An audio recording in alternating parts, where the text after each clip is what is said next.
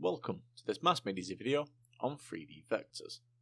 And to start with, let's take a look at unit vectors in 3 dimensions. Now, 3 dimensions introduces a third axis. In this case, this is the z-axis. And we can visualize the z-axis by imagining the x-axis and y-axis lay flat on a surface, and then the z-axis points upwards. So we can see that here using this diagram here. Now, k is the unit vector in the direction of the z-axis. So let's just denote that. So k is the unit vector. So k is the unit vector in the direction of the z-axis.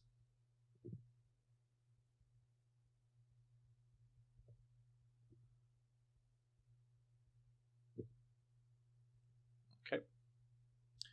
Now 3D vectors are expressed just like 2D vectors.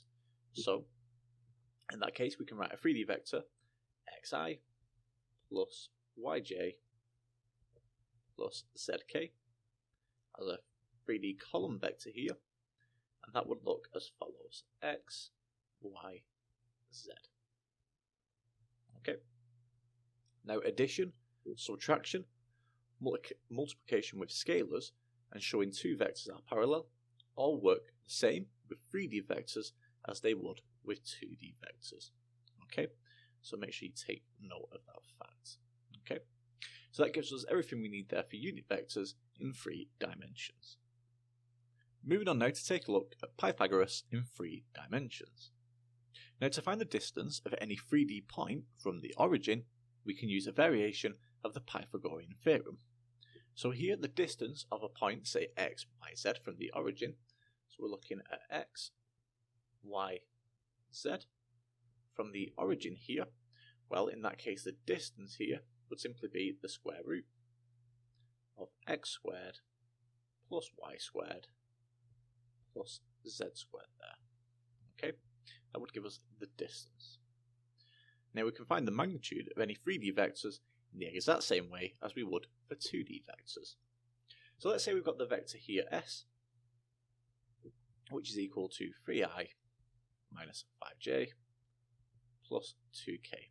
Okay, and we want to find the magnitude of s to 2 decimal places, so we're looking for the magnitude of s to 2 decimal places.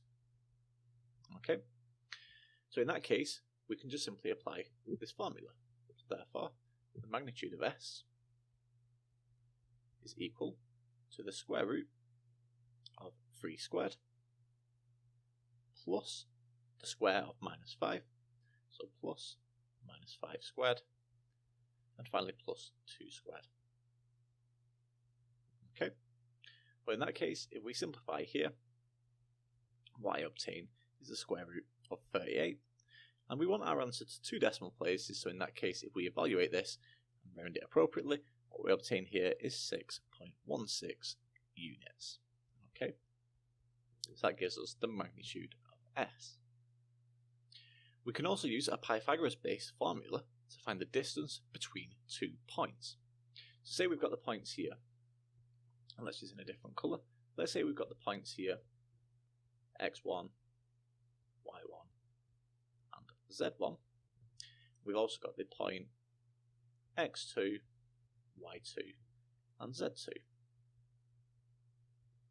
So here, if we want to find the distance between these 2 points, then that would simply be denoted as follows. So the distance here, so the distance is given as the square root of x1 minus x2 squared plus y1 minus y2 squared, and finally, again, just repeating this for z1 and z2, that gives us z1 minus z2 squared. Okay, so that's how we find the distance between 2 points. So let's say we've got 2 vectors here. And again, let's do this in a different colour just so it's clear.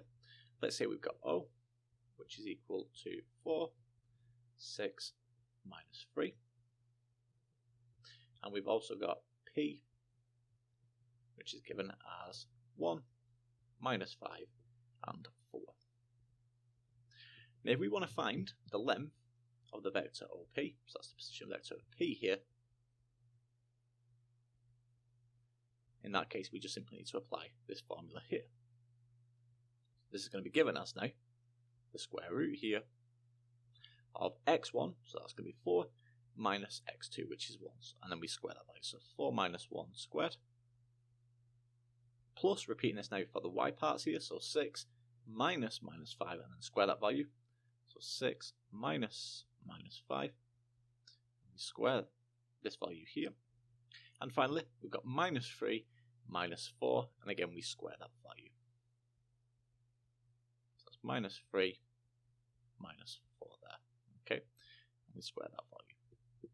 Well, in that case, if we evaluate this square root here, well, that's going to be 4 minus 1 squared, so that's 3 squared, so that's going to be 9.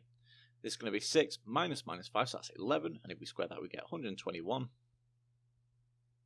And finally, minus 3 minus 4, and we square that, so that's going to be minus 7 squared, giving us 49 there. Okay, well, in that case then, if we evaluate this square root here, again, if we give our answer to 2 decimal places here, what we find is we get 13.38 units there. Okay, and that gives us the length there of the vector OP. So that gives us everything we need there for Pythagoras in 3 dimensions. And that concludes this Maths Made Easy video on 3D vectors.